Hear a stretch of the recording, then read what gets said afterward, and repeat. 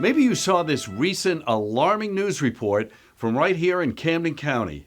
Disturbing story. A teenager allegedly held captive in her own home. The case is raising a lot of questions about homeschooling. That's right. Inside this Gloucester Township home, a teenage girl was allegedly being chained and locked up inside a dog cage for the last 7 years. She was removed from school in the 6th grade and made to sleep in a dog crate, then while chained in a bathroom, and then in a bare room with just a bucket to use as a bathroom. The teenager's mother and stepfather were taken into custody and charged with multiple counts of kidnapping, aggravated assault, criminal restraint. The stepfather also charged with sexual assault. What this young woman survived was absolutely horrific.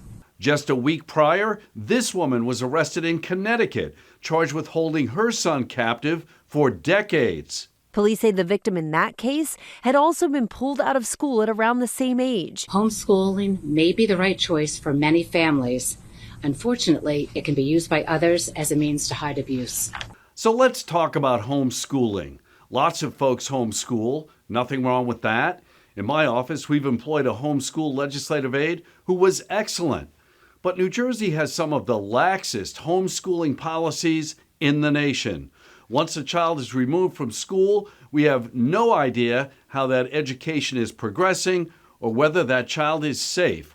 So to make sure we don't have other instances where children are being pulled from school in order to hide physical, mental, or sexual abuse, I've introduced Senate Bill 4589.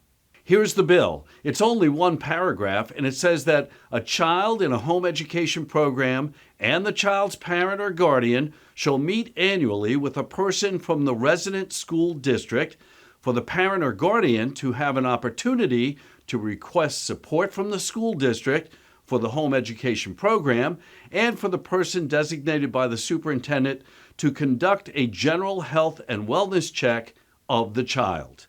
That's it. One meeting a year to make sure everything's okay. Simple, right? But since we introduced that one paragraph bill, we've received hundreds of emails from concerned homeschooling parents. Many of them have not read the bill and are simply reacting to some alarmist and frankly irresponsible comments being made from people like this guy, Scott Woodruff, who says he represents the Homeschool Legal Defense Association. Here he is citing unknown sources and stating things that just aren't correct. But some sources say that a health and wellness check includes, and I quote, discussions about lifestyle, behavioral factors, family history, and potential risk factors for diseases. We would also expect them to separate parents from children for the purposes of being questioned. Whoa, hold on, buddy. No one's talking about separating children and parents or delving into your family history or lifestyle. None of that's in the bill. Stop scaring people. The bottom line is this. New Jersey has very little regulation or oversight of homeschooling, and I believe that has to stop. We need to make sure children throughout our state are learning and thriving, whether it be in a traditional classroom or a homeschool setting. Let me know what you think. Have a great summer, and I'll see you around town.